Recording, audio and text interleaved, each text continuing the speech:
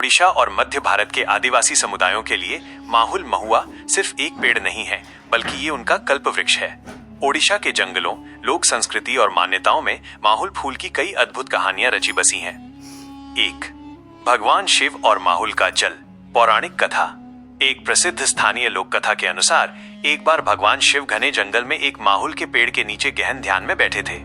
जब उनका ध्यान टूटा तो उन्हें बहुत प्यास लगी। आसपास पानी का कोई स्रोत नहीं था। तभी उनकी नजर पेड़ के तने में बने एक खोखले हिस्से पर पड़ी, जिसमें पानी जमा था। शिवजी को ये नहीं पता था कि उस पानी में माहुल के फूल गिर चुके थे और समय के साथ प्राकृतिक रूप से किण्वित फर्मेंट हो गए थे। जब शिवजी ने वो जल पिया तो वो उन्हें बेहद मीठा, सुगंधित और हल्की सी खुमारी देने वाला लगा। यह कथा माहुल के औषधीय और मादक गुणों की दैवीय उत्पत्ति को दर्शाती है। 2. गोंड जनजाति की उत्पत्ति और अमर फूल। पश्चिमी ओडिशा और उससे लगे इलाकों में रहने वाले आदिवासी समुदायों जैसे गोंड की मान्यताओं के अनुसार उनके पहले पूर्वज कोयापेन का जन्म माहुल के पेड़ के नीचे ही हुआ था। उनकी कहानियों में माहुल के फूल को अमर माना जाता है।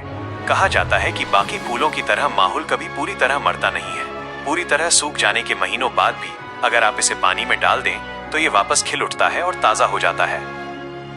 3. देवी उशावना और जंगल का आशीर्वाद। ओडिशा की भुंजिया जनजाति माहुल को एक देवी के रूप में पूजती है, जिन्हें वे उशावना कहते हैं। वसंत ऋतु में जब माहुल के फूल रात के समय जमीन पर गिरकर एक हल्की पीली चादर बिछा देते हैं तो इसे देवी का सीधा आशीर्वाद माना जाता है।